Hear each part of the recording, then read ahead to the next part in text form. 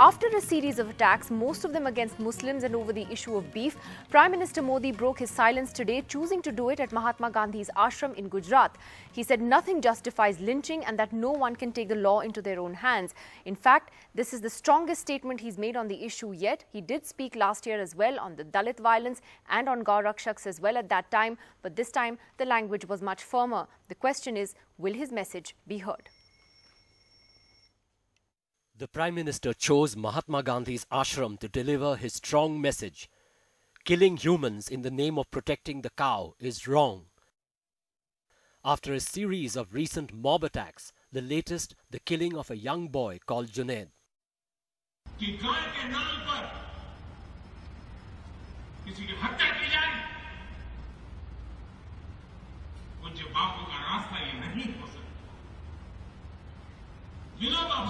जीवन हमें ये संदेश नहीं देता।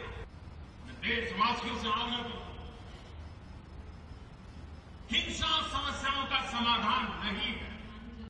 Last year too, in August, the PM spoke against violence by self-styled Gau Rakshaks after attacks on Dalits in Gujarat.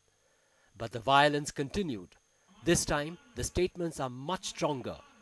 His comments coming a day after hundreds across Indian cities turned out to protest the mob murders under the hashtag #NotInMyName. However, the central contradiction remains on whether the Prime Minister's words will be heard by his own party. Chhattisgarh Chief Minister Raman Singh had said death penalty should be the sentence for those who kill cows. His minister Mahesh Sharma paid respects to the body of the man accused of killing Muhammad Akhlaq in UP, his body draped in the tricolour.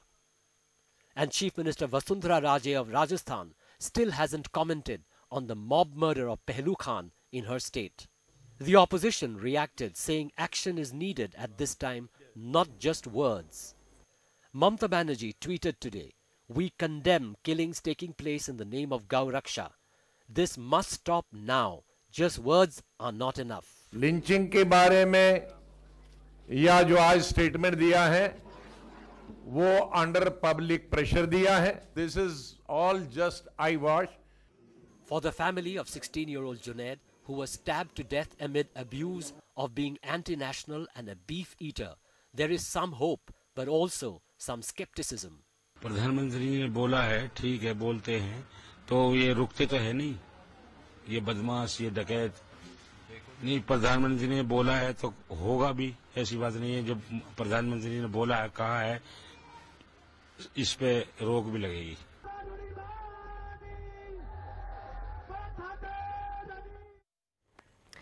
Well, just minutes earlier, this is the news that we're getting. A 35-year-old man accused of carrying beef has been beaten to death in Jharkhand's Ramgarh district today. Police saying that Alimuddin was carrying what they're calling a banned meat in a Maruti van. A group of people, they say, stopped him and then brutally beat him up. His van was also set on fire. Police say they took him to the hospital, which is where he died. This is the second such case in Jharkhand in the last 3 days. Well, we're looking at the Prime Minister's comments tonight and whether there will be action on the ground, whether those who are behind the various mob murders until now will be arrested. There are many cases like Pehlu Khan's case, even Junaid's case, where the main accused have still not been apprehended, whether there will be action on that, and whether the self-styled vigilantes in this country are actually listening to what the PM is saying. Let's go straight across to our panel this evening. Hindol Sen Gupta, the editor-at-large of Fortune India, joining us here in the studio. Sagarika Ghosh, consulting editor of the Times of India, is with us. Professor Rakesh Sinha of the RSS here in the studio with us. Manish Tiwari, spokesperson of the Congress, and senior journalist Rana Ayub also joining us this evening. Sagarika, let me ask you first. The opposition says this was a statement that was made under public pressure. It was made for publicity. But that sounds a little unfair because we often demand, and as was the case with these series of mob murders, that the Prime Minister should speak out. But when he does, the opposition is quick to say, well, that's for publicity. So he's damned if he does and he's damned if he doesn't. Look, Nidhi, I think the Prime Minister has done well to speak out. But the fact is the Prime Minister hasn't spoken for the last 2 weeks. Since the lynchings have been going on. The first lynching that took place was in 2015 when Muhammad Akhlaq was lynched to death, as we know, in Dadri. Now, since then, the Prime Minister has spoken twice. Once he said that those who kill in the name of the cow are antisocial elements. 80% of them are antisocial elements. He then backtracked and said, no, only a handful are antisocial elements. And now he has invoked Mahatma Gandhi, and he has said that, in fact, those who kill in the name of the cow are doing a terrible thing. The fact is, it's all very well for the Prime Minister to speak, but how much impact is this having on the ground? You see, you've unleashed a genie. When you go to the UP elections and say Shamshan and Kabristan, when you say Diwali and Eid, you give permission to a certain kind of communal narrative. What is different now from when the UPA was in power? The difference is this narrative around beef and the narrative around the cow, that eating beef is anti-national, carrying beef is anti-national, transporting beef is anti-national. Now, this is the narrative that the Prime Minister is head-on not challenging. Where is he challenging the people in the villages who are actually killing? So you're saying he's saying one thing, and that there is a parallel sort of communal narrative that goes on, which he's unable to control, apparently. So Hindol, why do you think, if that's the case, that the Prime Minister decided to speak out today? Was it, you think, because they were not huge protests, but there were a good number of people that came out in various cities yesterday? Do you think it was that? Do you think it was the fact that these issues are making headlines every single day, even when he's traveling abroad? What do you think it was? I think this is building up and has been building up for a long time. And you have to see that the Prime Minister, every time, you know, as Abhijit Banerjee famously said, every time he opens his mouth, he tries to give us a broader vision of what this country ought to be. However, some of these incidents take away from the import of what he's trying to achieve in various aspects, whether it's foreign policy, whether it's energy policy. Now, if you have these two strands constantly conflicting, these narratives conflicting with each other, it's not great. I want to remind all of us at the moment that when he first came to power, the Prime Minister actually said, all contentious issues, let's hold them on for about 10 years. Let's not discuss those. Shouldn't be there at all. But there will be contentious issues in every society. But his point was, there are many things we want to achieve for this country. You want to discuss contentious issues, we will come to them at some point. And perhaps his hope was that by that time, some of these things would be sorted by society itself. Because, you know, look at this mob. So what? I mean, are people not listening to him? No, because he made a statement last year too on cow vigilantes and cow rakshaks. No, he's spoken twice on cow vigilantes. And we have a situation where the mob in India, I mean, we live in Delhi, mobs gather to kill each other if a car bangs against each other in Delhi. So, unfortunately, the mob is out of control. You see, I mean, nobody controls the mob at that point in that situation. And my point always has been that there's been a complete breakdown of law and order in this country. If you look at the number of policemen India has per capita population compared to most other countries, we have an abysmal number of cops on the ground. You need a better framework of law and order. Let's not forget, just one small point. We're talking about 4 or 5 murders. Every year, about 70 women are murdered as witches in various parts of our country, even today. So if you look at cumulatively what is happening in our country, our law and order is breaking down. No, now the question is it just a law and order problem? Is the mob out of control? Or is there an ideology that is driving this? That's what seems to be the debate over here. Rana Ayub, let me ask you that before I get Manish Tiwari and Professor Sinha into this. That do you think that Hindol is making some points that are entirely true? For instance, on the issue of our policing, which was raised yesterday as well, and which is completely true. Is this much more than just a mob going out of control, though? No, it's certainly much more than the mob going out of control. I mean, when you target people from a specific community, it's a lot more than mob going out of control. But to begin with, from what we were talking about, the Prime Minister's statement, I saw his speech today, and for the first time, a lot of us accuse us of being Modi baiters. For the first time, I saw a level of sincerity in his speech from his body language. I thought that the Prime Minister, whatever he was speaking, he meant business. You know, when he invoked Gandhi at Sabarmati in a state like Gujarat, and the language that he spoke, I think that invoked a great deal of sincerity in him, and especially coming a day after nationwide protest in the country, not in my name. See, a lot of us can call us whatever, Modi baiters or whatever, but the truth is that all those people who have been protesting in the country saying not in my name, or who have been opposing the communal policies, are not against Narendra Modi. They are against the entire process of communalization. They are against this mob culture. So if Narendra Modi sends out a signal, which he has sent out today, it is reassuring for the country. Having said that, the Prime Minister must understand that the Congress party, which ruled the country for 10 years, indulged in the same kind of rhetoric that we have seen from the Prime Minister in the last 3 years, and the double speak of the Congress ended up then landing in 2-digit figures in the election results.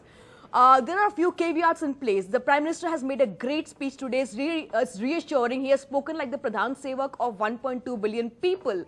But tomorrow, if another union minister goes and honors the killers of Junaid with a tricolor, I mean, then I think this is nothing more than rhetoric. I think Mr. Modi ought to, a man is known for what he does. I mean, what you do is what you are. I think you're right. So if that Mr. Modi does not, ultimately, everything will be judged by what happens after this. Manish Tiwari, the question that I want to ask you is that what I asked Sagrika at the beginning, damned if he does, damned if he doesn't. You've been criticizing the Prime Minister for his silence all along. Now he's spoken, and he's spoken pretty strongly. Why not wait and see how this plays out rather than trash it straight away? Well, Nidhi, last time the Prime Minister spoke a year ago and actually called the Gau Rakshaks as Gundas, the violence actually went up. The violence did not come down. And if you look at the empirical evidence which is available in the public space, between 2010 and 2017, the number of lynchings which have taken place, 93% of them have happened between 2014 and 2017 after this government took office. And the reason for that is that you've built a dominant narrative in this country that the life of an animal, the life of a cow is more important than the life of a human being. So therefore you've unleashed those forces which now are emboldened and they feel indemnified that ultimately even if they're arrested, let us suppose for a lynching, which incidentally is different from a murder because the entire intent of a public lynching is to instill fear, terror and intimidation in the minds of the people, you know, who they believe are not with you, that they will ultimately get away. And I do not want to trivialize something as serious as the life of a young boy, you know, lost in a train primarily because he was accused of carrying a particular kind of meat. But to me, the Prime Minister's remarks can be possibly summed up best in this Hindi proverb, which says, you know, muh mein ram ram aur bagal mein churi, and about invoking Mahatma Gandhi, the same Mahatma Gandhi whom their president of the BJP, Mr. Amit Shah, just the other day referred to as Chatur Baniya. So this is classical doublespeak, Tweedlum and Tweedly. You know, while you make those pro forma condemnations, you actually egg those people on. So then why condemn it? I mean, he could have chosen to remain silent. He could have decided not to say anything. So why do you think he spoke today? Because I think of the movement that happened yesterday. You think it's because of the movement? I think so. What do you think, because Manish? when you travel abroad... Yeah.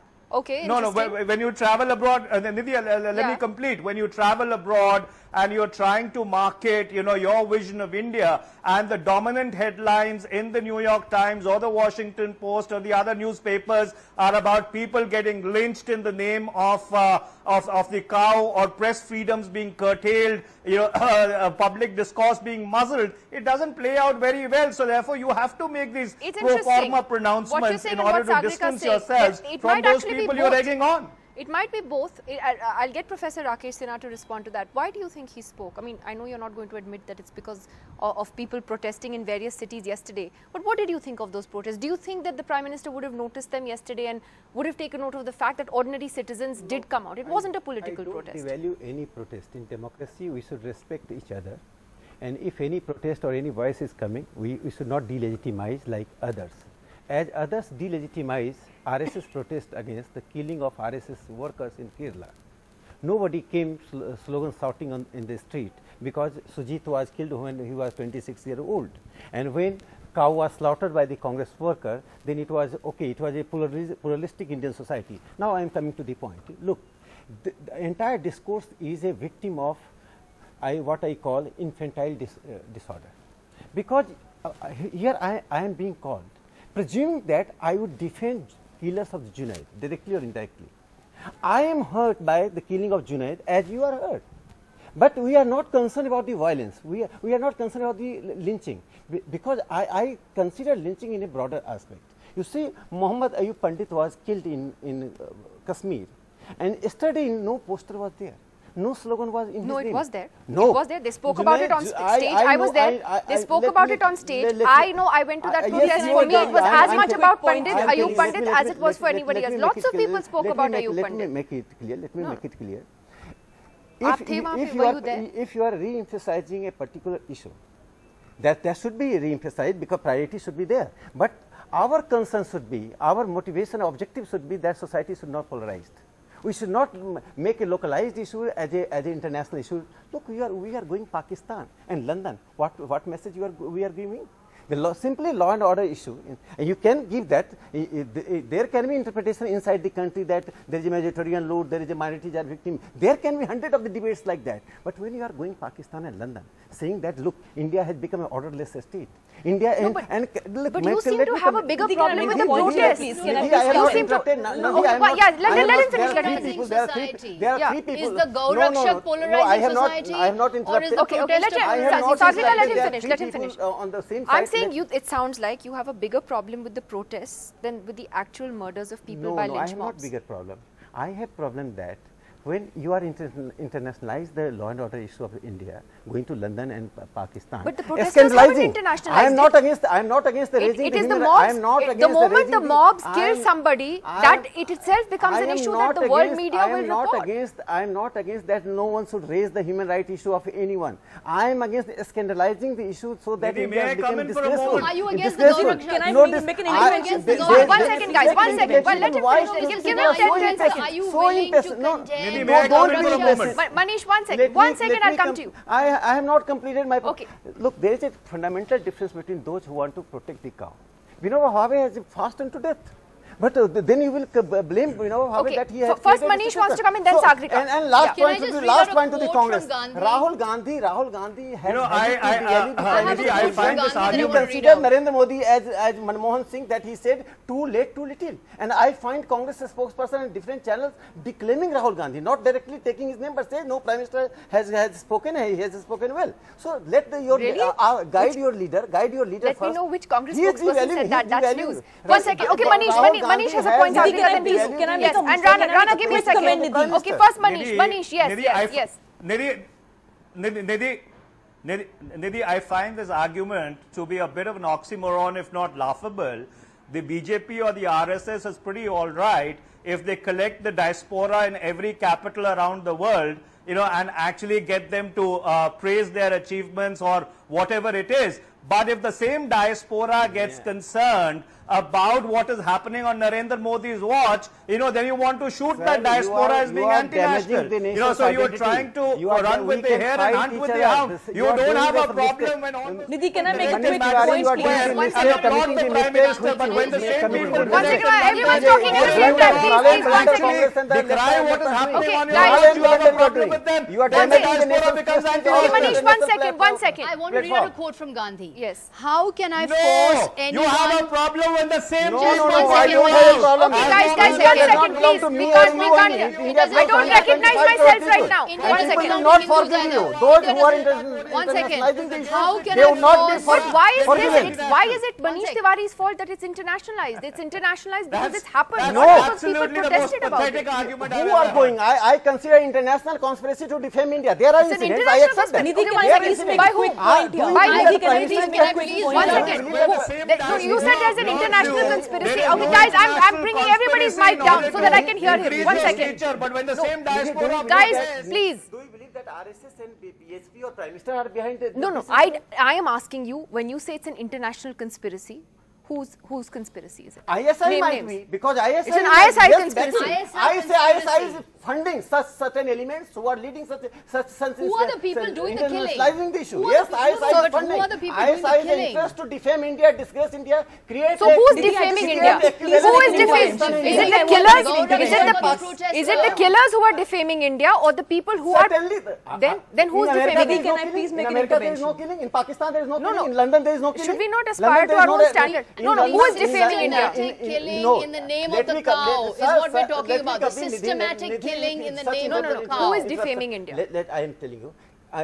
Britain was one of the first nations which created a commission against racial discrimination. Britain was the first country, but it has not internalized the racial discrimination. There is a racial discrimination in America, but they are not coming New Delhi to protest. Americans are not coming New Delhi to protest. Are you saying the New York Times is funded by the ISI? Oh, New York Times is writing 100 things about Trump. The New York Times has its own policy. No, so is it this ISI? Is the same New York Times. This is same. Yes, you are right. This is the same New York Times. It's 19 member editorial. This is really, I mean, this is cloud cuckoo land. You know, this is like I'm asking because this is fantastic kind of imagination. 19 member editorial team appealed to the Indian voters not to vote Narendra Modi. Go and check New York Times. Guardian appealed that not to vote Narendra Modi. No, I don't think you should go into the Alice in Wonderland. Okay, guys, one second. Please come Okay, Sagrika first, then Hindol, who is very quietly waiting. I want to read out. Okay, Professor Sinha, let Sagrika Alice in speak, then Wonderland Hindol. fantasies of Mr. Rakesh Sinha, I think, are a kind of cloud cuckoo land, a technicolor dream world in which he is living, which is so far away from the reality that, you know, the dream world is sometimes, it's shocking how much of a dream world it is actually. It's a phantasma, you know, it's like a ghostly, colorful dream world. I just want to read out a quote from Gandhi. How can I force anyone not to slaughter cows unless he is himself disposed? It's not as if there are only Hindus in the Indian Union. There are Muslims, Parsis, Christians and other religious groups here, and the assumption of the Hindus, that India has now become a land of Hindus is erroneous. India belongs to all who live here. Will Mr. Modi? Okay, Hindol. Will Mr. That's an Modi? important quote. That's a great quote. That is a good quote. That's a great quote from. That's a great quote from Sagrika. Yeah. But what Sagrika is not not mentioning. It's from Mahatma Gandhi. That's well. I mean, you mentioned it, but the other part that Sagrika will not mention or isn't mentioning at the moment is the same Mahatma Gandhi said in a quote. And I'm writing a book on Patel, so I've just I've just been reading it, that the that the Muslims and the Christians will have to give up eating beef and eating cow, because that has been the tradition of India for a long time. However, he consistently said that this cannot be done through force. This cannot be done through violence. Gandhiji was very clear that this is not part of our tradition.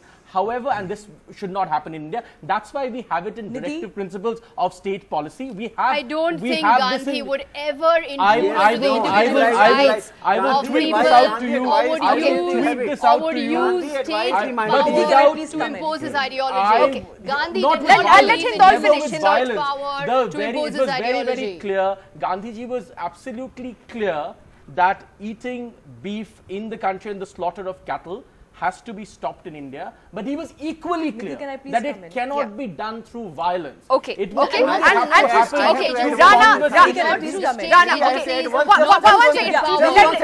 I need to get everyone, I need to let Rana speak as well. But he never imposed his views on anyone through state power. Guys, I really do need to let other panelists speak. Have appealed to the minorities to Nidhi, it's quite unfortunate. Okay, Professor Sinha, just give me a second. We have plenty of time to talk about this. Rana, go ahead. It's quite unfortunate, Nidhi, that today as we speak, another man has been lynched in Jharkhand. Yes. And right now we are discussing here what meat should be eaten and what meat should not be eaten. You know, I mean, I think I would want to believe in the sincerity of what the Prime Minister spoke today, but what is damaging what the Prime Minister intends to do are the loose cannons from his party. Especially those, for instance, yesterday there were spokespersons and ideologues who went on news channels claiming that all those who were standing in solidarity and not in my name are Khalistanis and people funded by the ISI to destabilize India. When you make enemies out of people who are trying to bring the country together, I think you are trying to pull the country in 10 different directions. if the Prime Minister, and I'm going back to what the Prime Minister said today, the Prime Minister made a very important statement, but on the ground, he has to rein in those ministers from Jharkhand, his chief ministers from Chhattisgarh. He has to send a strong signal to his chief ministers like Vasundhara Raje Scindia that the lives of Pehlu Khan are as important as the life of an Ayub in Jammu and Kashmir. I think if the Prime Minister's sincerity is being completely eroded by these spokespersons who call it an ISI conspiracy, or whatever is happening in India as an ISI conspiracy, and not addressing the core issue. The core issue is that we have entered a culture wherein we are all bloodthirsty people. I mean, I was seeing the images of what happened in Jharkhand. It puts me to shame as an individual in India.